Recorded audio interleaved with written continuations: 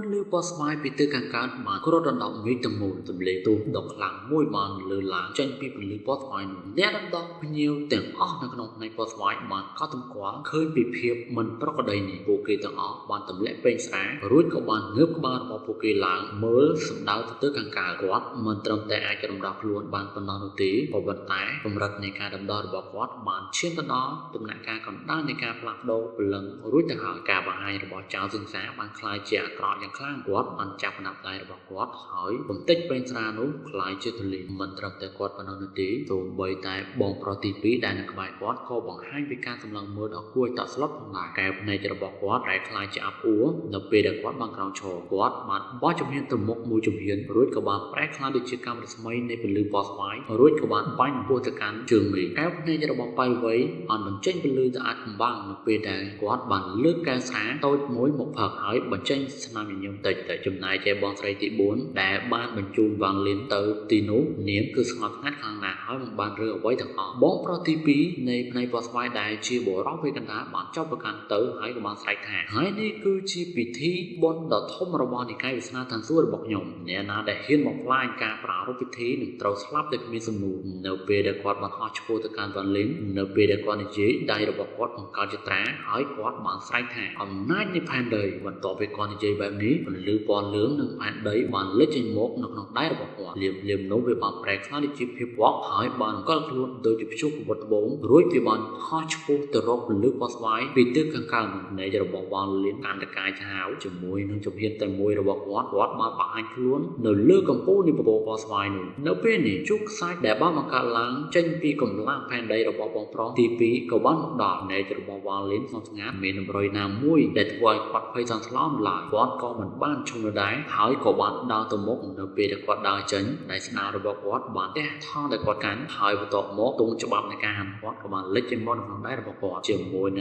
การยอแต่มวยฉบับในการรับตั้งรอบมันออกกับบ้านฮอเจนมกหายบ้านจับดาวไว้จุ่มเป็นกลุ่มกอดมันอยู่บนม้านเบียบ้านแปรคลาดิชิบจุกกับบทบงปอกเหมาดอกคลางสบายหายสมเล็งช็อตบ้านบอกเบาปีเป็นเต็มมิดภายในจุกซ้ายแต่บ้านมังการล้างได้บนโปรตีปีของป้องแต่บอกเบาหมกหายบ้านผ้าตะเกียบจุ่มมวยนึ่งจอบจุกดอกบทบงปอกเหมานี่เนเวลาช่วงสายนี้การแต่คัดหมกเชิดวิตรบ้านให้จิบแปกระดาได้จุกบทบงปอกเหมาโน้จุกซ้ายตรบ้านบอกไปจิบปีกซ้ายหายไปต่อหมกวิตรบ้านโซ่โจดอยจุกบทบงปอกเหมาได้มังการล้างได้วางเล่นบ้องเล่นบ้านได้เจนปีจุกบทบงได้สมัครงานเอาจำลองตัวบงโปรตีปีได้จะแจกแทนเนี่ยบ้านเพื่อบ้าพยมปีดอมาหายบ้านขยมมันสำลับเนี่ยเตะนุกขยมเหมือนเป็นชีวางเล่นตีจมูกนุกวางเล่นบ้านเลือกเรียมได้จงอ้อระบบวัดถามโปรแกรมยิสลาสเตียแต่อ้อนักลงครูระบบวัดบ้านเกิดจมูกเขายันดัดเลือกใบซ้ายประมาณเลือกจมูกน้องจ้องเรียมได้ระบบแต่หมกระบบเราไปกระดามาพลับโดให้ครบมาใส่แทนผมโปรตีประปี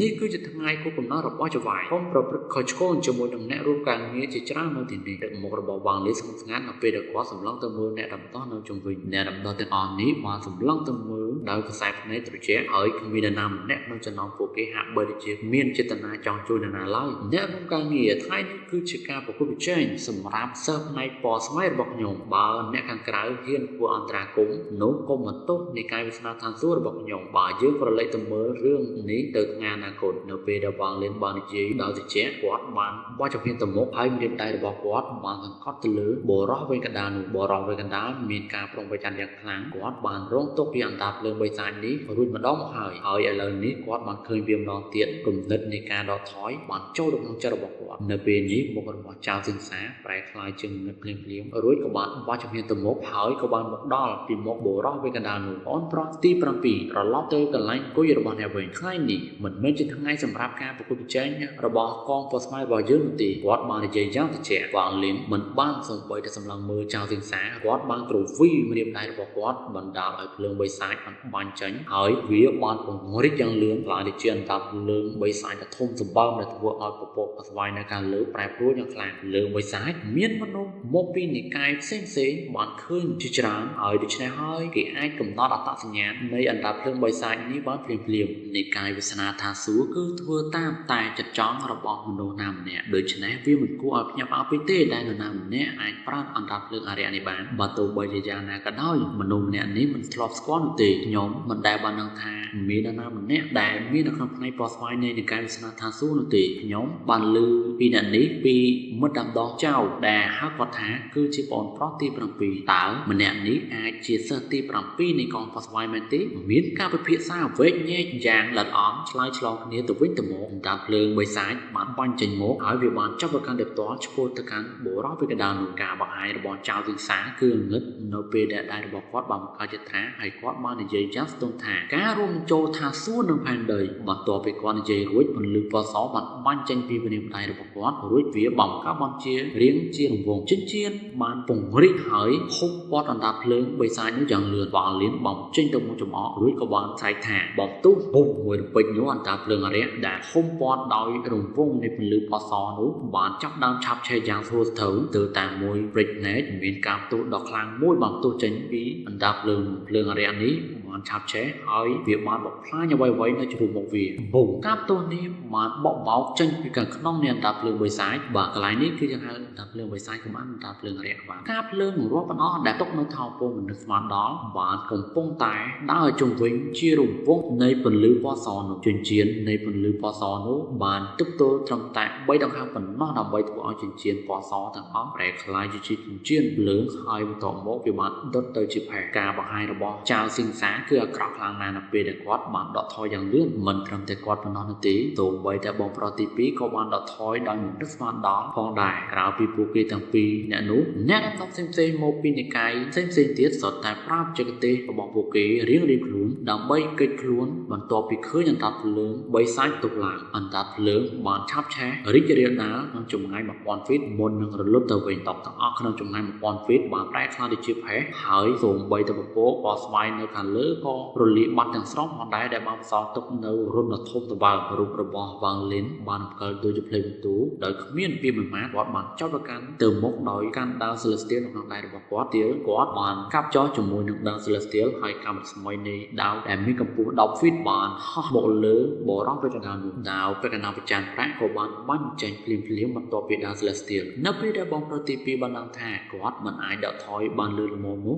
ដៃរបស់គាត់បង្កើតជាត្រាហើយគាត់បានស្រែកថាចេះទេហាមគាត់រកាយអរិយអមតៈជាមួយនឹងនោះសំឡេងប្រេះជាបន្តបន្ទាប់ស្រាប់តែលេចចេញពីខ្លួនរបស់គាត់នៅពេលដែលថាមពលដាវពីដាវ Celestial បានមកដល់គាត់បានប្រែក្លាយជាអាប់ខ្មៅថាមពលដាវបានបកមកនិងបានបំបែកអាប់ខ្មៅនោះជាពាក់កណ្ដាលបើទោះបីជាយ៉ាងណាក៏ដោយអាប់ខ្មៅនោះបានផ្លាស់ប្ដូរយ៉ាងឆាប់រហ័សហើយវាបានផ្លាស់ទីទៅមកខាងបរិបពាក់កណ្ដាលនោះច្បាស់ជាមានបំណងចង់រត់គេចខ្លួនចាក់ជាម្ខាងវ៉ាងលីនបានសើចច្បងនៅពេលដែលគាត់បានកាប់ដាវ Celestial ដោយគ្មានមេត្តាអមជាមួយនឹងសម្លេងក្រហមរបស់ស៊ូរីគូដាវ Celestial បានដេញតាមយ៉ាងប្រពាកជាមួយនឹងអាប់ខ្មៅនោះដាវពាក់កណ្ដាលប្រចាំគឺលឿនខ្លាំងណាស់គាត់បានចូលទៅក្នុងអាប់ខ្មៅហើយវាបានផ្ទុះឡើងដល់ក្នុងសម្លេងស្រែកដ៏វេទនារបស់បុរសពាក់កណ្ដាលនោះអាចត្រូវបានលឺចេញពីក្នុងអាប់ពកខ្មៅនោះចៅសង្សារបានសម្លឹងទៅលើវ៉ាងលីនដោយកសែភ្នែកដ៏អាក្រក់គាត់បានបោះជំនាញទៅមុខហើយបានបាត់នៅពេលដែលគាត់បានលេចមុខឡើងវិញគាត់នៅកន្លែងដែលអាប់ពកខ្មៅបានរត់គេចនោះវ៉ាងលីនបាននិយាយយ៉ាងត្រជាក់ថាអ្នកនឹងមិនអាចទៅណាឆ្ងាយបានទេអាប់ពកខ្មៅដែលកំពុងតែខ្ចាត់ខ្ចាយនោះបានព្យាយាមបង្រួបបង្រួមគ្នាឡើងវិញនៅពេលដែលសម្លេងក្រហមដ៏ខឹងសម្បាររបស់បរិវេកណ្ដាលនោះបានចេញមកពីខាងក្នុងហើយនេះគឺជាថ្ងៃខួបកំណើតរបស់ចវាយប្រសិនបើអ្នកសម្រាប់ខ្ញុំនោះអ្នកប្រកាសជាត្រូវបណ្ដេញចេញពីនិកាយឲ្យចវាយចាក់ជាមិនខាននៃរបស់វ៉ាងលីនតិចខ្លាំងនៅពេលដែលគាត់បានទះកាបូបដែលគាត់កាន់ហើយប្រព័ន្ធវាវិញ្ញាណក៏បានលេចជាមាត់ក្នុងដៃរបស់គាត់ជាមួយនឹងការផ្លាស់ប្ដូរទៅមួយអាប់ពណ៌ខ្មៅដែលកំពុងតែចាប់ដើមបញ្ចូលគ្នានោះបានដួលរលំម្ដងទៀតជាមួយគ្នានោះព្រលឹងដើមកំណើតរបស់បរិវេកណ្ដាលក៏បានហួសចេញពីអាប់ពណ៌ខ្មៅហើយនៅពេលដែលព្រលឹងដើមបានហោះចេញនៃរបស់វ៉ាងលីនបានភ្លឺខ្លាំងគាត់បានឈានជើងហួសទៅរកព្រលឹងដើមនោះព្រលឹងដើមកំណើតនោះបានស្រែកយ៉ាងវេទនាហើយបន្ទាប់មកបានបញ្ជុំតាម teleport នៃរបស់វ៉ាងលីនប្រែជាអាប់អ៊ូបន្ទាប់មកគាត់បានវាយជាមួយនឹងអន្ទាត់វាវិញ្ញាណទៅលើព្រលឹងដើមនោះគាត់បានប្រើរំពាន់នេះអស់ជាច្រើនខែមកហើយដូច្នេះហើយគាត់បានដឹងថាវាអាចបន្តរហូតដល់ពេលកំណត់កន្លែងណាដែលគាត់អាចមើលឃើញគឺថាតើរំពាត់នេះវាអាចទៅដល់ឆ្ងាយដល់កម្រិតណាជាមួយនឹងសម្លេងផ្ទុះមួយព្រលឹងដើមនៅចម្ងាយ1000 ហ្វីតបានញ័រហើយវាហៀបទៅនឹងដួលរលំសញ្ញាដ៏ជ្រៅមួយស្រាប់តែលេចជាមកនៅលើខ្នងរបស់គាត់ហើយបរិមាណច្រើនស្ទើរស្ថប់នៃធម្មពលខាងវិញ្ញាណ Celestial បានផ្ទុះចេញមករាងកាយរបស់វ៉ាងលីនបានបាត់ខ្លួននៅពេលដែលគាត់បានបង្ហាញខ្លួនឡើងវិញគាត់គឺស្ថិតនៅចំពោះមុខព្រលឹងកំណើតរបស់បរិវេកណ្ដាលនោះរួចក៏បានចាប់វាព្រលឹងដើមបានបង្ហាញពីការភ័យខ្លាចហើយហៀបទៅនឹងនិយាយនៅពេលដែលវ៉ាងលីនបានបោះគាត់ចូលទៅក្នុងទង់ព្រលឹងរបស់គាត់វ៉ាងលីនបានងាកមក មើលចៅសៀងសារួចក៏បាននិយាយថាអ្នកគឺជាអ្នកបន្ទាប់ចៅសៀងសាបានសម្លឹងទៅមើលវ៉ាងលិនរួចក៏បានញញឹមភ្លាមថាបងប្រុសទី7ឯងបានសម្លាប់បងទី2ហើយបានបំបីការបង្កើតនិកាយដ៏ធំមួយនេះព្រឹទ្ធាចារ្យខាងវិន័យសូមចាប់វិធានការហើយបញ្ជូនគាត់ទៅកាន់ចៅហ្វាយដើម្បីដាក់ទោសទឹកមុខរបស់វ៉ាងលិននៅតែស្ងប់ស្ងាត់គណៈពេលដែលគាត់បាននិយាយយ៉ាងបញ្ជាក់ថាអ្នកណាដែលហ៊ានរារាំងខ្ញុំអ្នកនោះនឹងក្លាយជាសត្រូវរបស់ខ្ញុំដោយធម្មជាតិជាមួយនឹងនោះគាត់បានដោះសម្ដៅទៅកាន់ចៅសៀងសាមានអ្នកចាត់ទុកខាងវិន័យជាច្រើនអ្នកក្នុងចំណោមសិស្សផ្នែកពណ៌ស្វាយដែលនៅជុំវិញនោះបន្ទាប់ពីពួកគេបានមើលមុខគ្នាដោយស្ទាក់ស្ទើរក្នុងខ្សែភ្នែករបស់ពួកគេគ្មាននរណាម្នាក់ក្នុងចំណោមពួកគេហ៊ានចេញសូម្បីតែកន្លះជំហាននោះទេការបង្ហាញរបស់ចៅសៀងសាប្រែក្លាយជាអាក្រក់យ៉ាងខ្លាំងខណៈពេលដែលគាត់បានដើរចេញហើយថយក្រោយពី3ជំហានភ្លាមៗនោះគាត់បានបែកបាល់តម្លឹងទៅមើលប៉ៃវៃនិងបងស្រីទី4រួចក៏បានស្រែកថាបងស្រីទី4បងស្រីទី4ស្ងប់ស្ងាត់ហើយក៏បានលើកបាល់របស់នាងឡើងនាងបានក្រឡេកទៅមើលចៅសៀងសាហើយស្ងប់ស្ងាត់រួចក៏បាននិយាយថាខ្ញុំបានសងគុណអ្នកកាលពី3ខែមុនរួចមកហើយថែមទាំងយល់ព្រមថានឹងមិនប្រគល់ប្រជែងជាមួយនឹងអ្នកសម្រាប់តំណែងជាសិស្សពិតនោះទេឥឡូវនេះសូមផ្ដល់ហេតុផលដ៏ល្អមួយថាហេតុអ្វីបានជាខ្ញុំគួរជួយអ្នកចៅសៀងសាបានក្តាប់ថ្មិញហើយបាននិយាយថាល្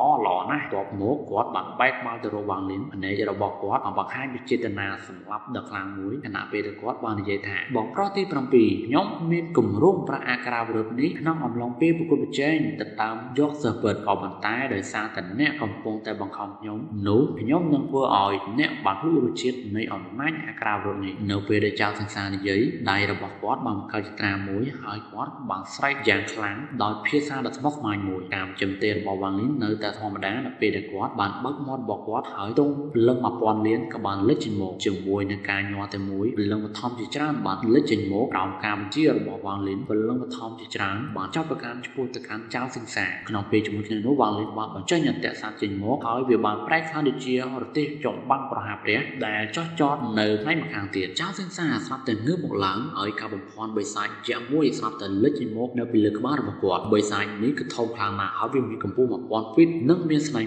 2បើទោះបីជាវាជាការបំភាន់មិនច្បាស់ក៏ដោយក៏តែវាបានបញ្ចេញនូវធម៌ពលអរិយបិសាចដ៏មានឥទ្ធិពលបិសាចនេះមានទំហំធំហើយវាមានរូមជាច្រើននិងមានខ្សែពណ៌ខៀវភ្លឺនៅលើរាងកាយរបស់វាផងដែរដែលធំរបស់វាមានក្រចកដែលមើលទៅក៏ដូចជាដាវដែលបានបង្ហាញថារឿងនេះគឺមិនធម្មតាប៉ុណ្ណានៅពេលនេះភ្នែករបស់បិសាចបានបិទជិតក៏ប៉ុន្តែក្បាលរបស់វាកំពុងតែសម្លឹងទៅមុខវាហាក់បីដូចជាវាអាចភ្ញាក់នៅពេលណាក៏បានប្រសិនបើអ្នកពិនិត្យមើលវាឲ្យកាន់តែច្បាស់នោះវាគ្រាន់តែជាការបំផុតប៉ុណ្ណោះខាងក្រោមវាគឺជាចៅសិក្សាដែលមានមុខស្លេកវាច្បាស់ថាតម្លៃនៃការប្រើអាក្រាវរត់នេះគឺមិនតូចនោះទេមាននិមិត្តសញ្ញាចម្លែកមួយកំពុងតែឆាប់ឆាយនៅលើថ្ងាសរបស់ចៅសិក្សារាល់ពេលដែលនិមិត្តសញ្ញានេះបានបញ្ចេញពលឺបិសាចនឹងកាន់តែរឹងមាំហើយនៅពេលជាមួយគ្នានោះរាងកាយរបស់ចៅសិក្សានឹងចុះខ្សោយនៅពេលដែលវត្ថុនេះបានលើកចេញមកពីអាចចិត្តនៃកាយផ្សេងទាំងអស់មានការតស្លុតនិងបែកគ្នា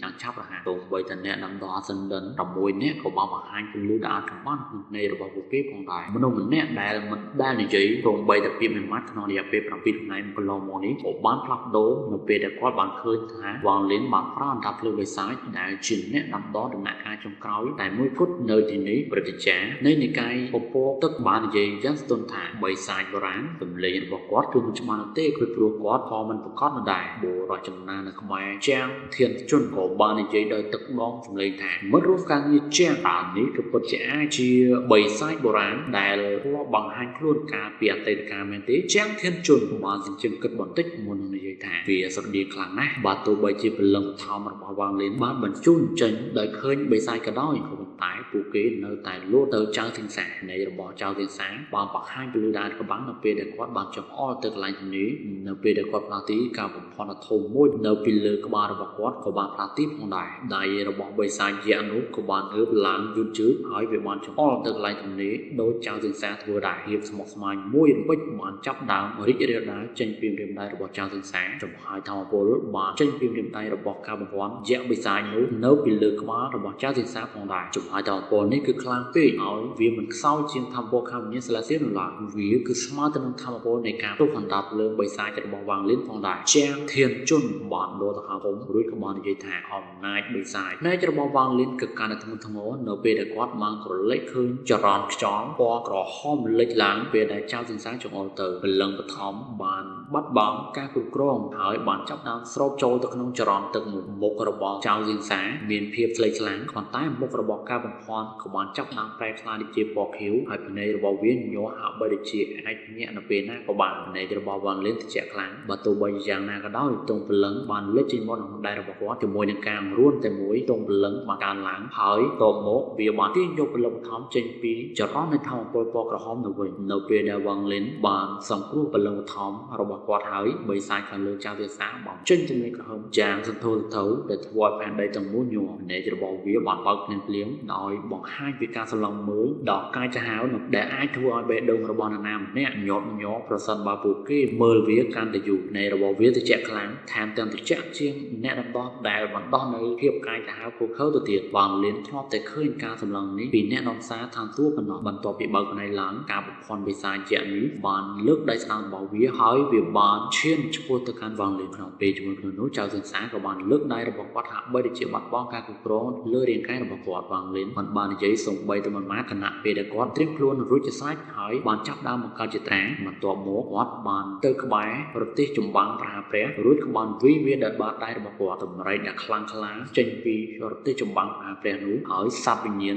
ដល់កាយចាហាវមួយបានលេចមកនៃរបស់វាគឺកាន់តែកាយចាហាវហើយវាបានដោតទៅលើបិសាចនោះនៅពេលដែលវាបានបន្លឺសំឡេងចេញពីប្រទេសចម្បាំងប្រហាព្រះនោះសត្វវិញ្ញាណក៏បានហោះឆ្ពោះទៅកាន់បិសាចភ្លាមៗដោយមិនខ្វល់ពីអ្វីផ្សេងទៀតទេបាទសូមជឿបន្តិចកន្លែងនេះគឺជាប្រភេទបិសាចបាទមិនមែនជាអរិយទេគឺអរិយសង្ឃហើយបិសាចសង្ឃបាទនៃរបស់បិសាចនោះបានភ្លឺឡើងហើយវាបានបោះបង់វ៉ាងលិនហើយក៏បានវាទៅរកសត្វវិញ្ញាណនោះក្រោយពីបដូរគោលដៅរបស់វាហើយវាក៏បានឈានជើងពោះទៅកាន់សត្វវិញ្ញាណដោយជំហានធំសំឡេងក្រហមរបស់សត្វវិញ្ញាណបានលឺឡើងពីពេញតំបន់នេះទាំងមូលនៅពេលដែលវាបានទាញរទេះចម្បាំងប្រហាព្រះដើម្បីវាយទៅលើបិសាចនោះដល់ទាល់បើទោះបីជាយ៉ាងណាក៏ដោយបន្ទាប់ពីសំឡេងគោលាន់បានលឺឡើងសត្វវិញ្ញាណនោះបានឆ្លងកាត់ដៃរបស់បិសាចហើយបានចូលទៅក្នុងខ្លួនរបស់បិសាចដោយផ្ទាល់បិសាចជានោះបានលាតត្រដាងនៅភាពអាថ៌កំបាំងមួយរួចក៏បានលូកដៃចូលក្នុងទ្រូងរបស់វា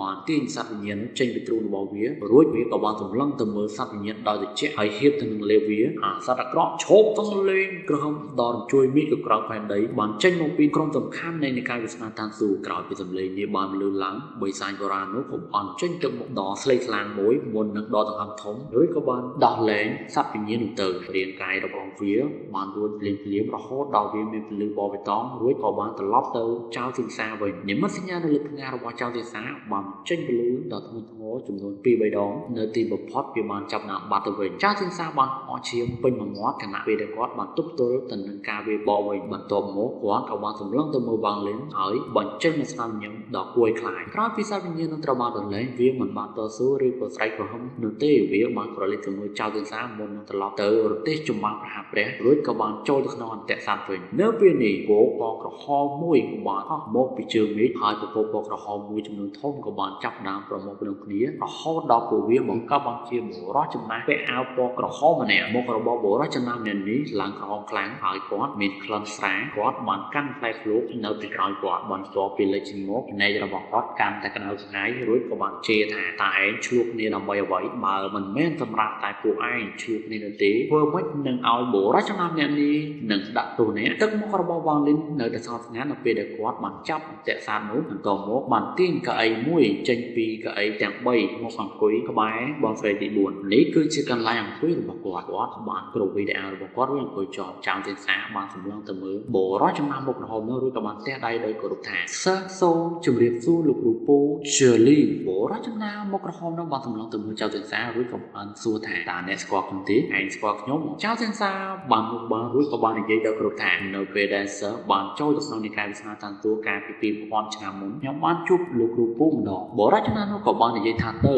បើទោះបីជាដឹងក៏គ្មានប្រយោជន៍អ្វីដែរវិញ្ញាណបិសាចនៅក្នុងខ្លួនរបស់អ្នកទើបតែចាប់ដើមរីកធំឡើងក៏ប៉ុន្តែអ្នកបានព្យាយាមប្រើវាដោយកម្លាំងរងចាំការផ្ដន់ទោសពីចវាយនេះរបស់អ្នកជាមួយនឹងនោះគាត់បានឈោងដៃចាប់ចៅទិសាហើយបន្តមកការ សម្លឹងរបស់គាត់បានធ្លាក់មកលើវាងលើបត់បញ្ចេញនូវស្នាមញញឹមយ៉ាងទន់ភ្លន់សមតូចច្បាយនេះរបស់អ្នកបានដាក់ក្តីសង្ឃឹមខ្ពស់មកលើអ្នកបងប្រុសចំពោះរបស់អ្នកនឹងមិនបង្ហាញខ្លួននៅក្នុងការប្រជែងសម្រាប់តំណែងជាសិស្សពិតក្នុងកងពណ៌ស្វាយរបស់អ្នកនោះទេដូច្នេះអ្នកអាចសម្រាប់បានជាមួយនឹងនោះបរោះចំណាបានតែដៃគោរពដល់អ្នកដាំដុះដែលនៅជំនួយនឹងរដ្ឋបាននិយាយថាខ្ញុំជឿថាមានអ្នកដាំដុះពី3នាក់នៅទីនេះដែលស្គាល់ខ្ញុំថ្ងៃនេះការប្រយុទ្ធគ្នារវាងសិស្សច្បងនៃកងពណ៌ស្វាយបានធ្វើឲ្យខូចអារម្មណ៍ដល់អ្នកខ្ញុំសង្ឃឹមថាអ្នកទាំងគ្នាមិនប្រកាន់ពេកនោះទេជាងធានជនបានក៏លេចទៅមើលជើលីហើយក៏បាននិយាយដោយគ្រប់ថាអ្នកចាស់កំពុងគិតច្រើនពេកហើយតើអារម្មណ៍របស់យើងត្រូវបានបំផ្លាញដោយរបៀបណាតាមពិតទៅការប្រយុទ្ធគ្នារវាងក្រុមសិស្សប្អូនធ្វើឲ្យពួកយើងទាំងអស់គ្នាមានអារម្មណ៍ថាគូស្រាលរបស់ពណ៌ស្វាយពីព្រោះថាផ្នែកពណ៌ស្វាយនឹងមានអ្នកស្នងតំណែងដ៏រឹងមាំក្រោយពីគាត់បាននិយាយចប់អ្នកផ្សេងទៀតក៏បានធ្វើតាមភ្លាមៗមិនយូរប៉ុន្មានអ្នករំដោះស្ទើរតែគ្រប់គ្នាតែមានវត្តមានក៏បានចេញមតិដូចគ្នាជឿលីបានសើចថយងក់មករួចបាននិយាយថាគុំសរសើរសិស្សទុច្ចរិតទាំងពីរអ្នកនេះអីថ្ងៃតែគឺជាពេលដែលជាន់ខ្ពស់ RCR នឹងបង្រៀនតៅដល់អ្នកទាំងគ្នាខ្ញុំនៅតែមានរឿងសំខាន់ដែលត្រូវចូលដូច្នេះហើយខ្ញុំនឹងឈប់សម្រាកសិនជាមួយនឹងនោះជឿលីក៏បានផ្លាស់ទីជាមួយនឹងចៅសិង្សានៅក្នុងដៃរបស់គាត់បានចេញពីពពកពណ៌ក្រហមរួចក៏បានបាត់នៅក្នុងជើងមេឃវ៉ាលៀនមិនបាននិយាយអ្វីនោះទេចាប់តាំងពីបរិះចំណាស់នោះបានលេចមកគាត់បានចាក់ពេញស្រារួចក៏បានផាក់វាមកនៃរបស់គាត់បានចេញនៅពលឺនៅពេលដែលគាត់បានទៅញ៉ាំកតើចៅសិង្សានេះទើបតែប្រាក់ក្រៅរូបតាមណាវាមិនមើលទៅដូចជាការវាប្រហារដែរនោះទេក៏ប៉ុន្តែវាស្រដៀងទៅនឹងបច្ចេកទេសរបស់ព្រះបុរាណផងដែរតាមអ្វីដែលបរិះចំណាស់នោះបាននិយាយនោះគឺថាវាគឺជាវិញ្ញាណបិសាចដែលទើបតែត្រូវបានបង្កើតឡើងនៅក្នុងខ្លួនរបស់ចៅសិង្សាហើយមិនអាចប្រើប្រាស់ដោយសេរីបាននោះទេនៅពេលដែលគាត់ជិះជើងគិតមនុស្សមួយចំនួនតូចមកពីនិកាយផ្សេងៗបានគោរពចំពោះទៅកាន់វ៉ាងលីនការប្រយុទ្ធគ្នារបស់វ៉ាងលីនមុននេះបានបង្ហាញថាគាត់ងាយស្រួលក្នុងការសម្លាប់បងប្រុសទី2នៃកងពណ៌ស្វាយហើយបង្ខំឲ្យបងប្រុសចំពោះរបស់គាត់ឲ្យប្រើស្លឹកអាតរបស់គាត់ក៏ប៉ុន្តែនរណាម្នាក់អាចប្រាប់បានថាអក្ខរាវិរុទ្ធដែលចៅសិង្សាប្រើនោះគឺជារឿងមួយដែលធ្វើឲ្យគាត់រងរបួសយ៉ាងធ្ងន់ធ្ងរផងដែរបងប្រុសទី7មិនបានសូម្បីតែធ្វើសកម្មភាពតែតនោះទេគាត់គ្រាន់តែប្រើកំណត់វេទមន្តដើម្បីប្រយុទ្ធតែប៉ុណ្ណោះបើទោះបីជាពួកគេមិនច្បាស់ថានរណាជាអ្នកឈ្នះឬចាញ់យ៉ាងណាក៏ដោយប្រសិនបើការប្រយុទ្ធនេះនៅតែបន្តពីរបៀបដែលជឿលីបាននិយាយនោះលោកគ្រប់គ្នាអាចប្រាប់បានថាតើបងប្រុសទី7នេះវាមានសារៈសំខាន់យ៉ាងណាចំពោះជាន់ខ្ពស់ RCR បើមិនដូច្នេះទេហេតុអ្វីបានជាចៅសិង្សាត្រូវគេយកទៅឆ្ងាយខណៈពេលដែលបងប្រុសទី2នៅតែនៅសល់តែម្នាក់ឯងអ្នករំដងទាំងអស់តែងតែមានបិទកលហើយអ្នកដែលបានមកចូលរួមក្នុងទីនោះគឺមិនសាមញ្ញទេនៅក្នុងក្រសែភ្នែករបស់ពួកគេវ៉ាងលីនប្រកាសជានឹងខ្លាយជាសិស្សពិតដូច្នេះហើយការដែលខ្លាយទៅជាមិត្តរបស់គាត់នៅពេលនេះវាគឺពិតជាមានសារៈសំខាន់និងមានអត្ថប្រយោជន៍នៅពេលអនាគតក៏ដោយសារតែហេតុផលនោះហើយទើបមានមនុស្សជាច្រើនបានមកធ្វើល្អជាមួយនឹងវ៉ាងលីនបានដកគំនិតចេញហើយបានទទួលស្វាគមន៍អ្នករកគ្នាដោយស្នាមញញឹមគាត់ចង់មានជើងរឹងមាំនៅលើភពផែនដីធានយន្តដូច្នេះការដែលបង្កើតមិត្តគឺបានផ្ដល់អត្ថប្រយោជន៍យ៉ាងខ្លាំងដល់គាត់នៅក្នុងការចេញទៅខាងក្រៅនិកាយនៅថ្ងៃចុងក្រោយនៃពិធីបុណ្យការប្រារព្ធពិធីខួបកំណើតរបស់លោកគ្រូការប្រារព្ធពិធីរបស់ផ្នែកពណ៌ស្វាយបានឈានដល់ចំណុចកំពូលនៅពេលដែលវ៉ាងលីនជំនួសឲ្យចៅសិង្សាជាមិត្តកណ្ដាលនិកាយទុកចិត្តទុកដាក់និងបានផឹកជាមួយអ្នករកគ្នាចំណែកឯបៃវ័យនិងបងស្រីទី4វិញគឺមិនសូវមានមនុស្សទៅសួរសុខទុក្ខពួកគេនោះទេបើប្រៀបធៀបទៅនឹងពួកគេមើលទៅគឺឯកោខ្លាំងណាស់នៅពេលយប់ជិតមកដល់មនុស្សម្នាបានចាប់ដើមបែកខ្ញែកវ៉ាងលីនបានកាន់កែវស្រារួចក៏បានផឹកជាមួយនឹងជាងធានជនតពីជាងធានជនបានចាក់ចេញវ៉ាងលីនបានផ្លាស់ទីរួចក៏បានសម្លឹងទៅមើលបងស្រីទី4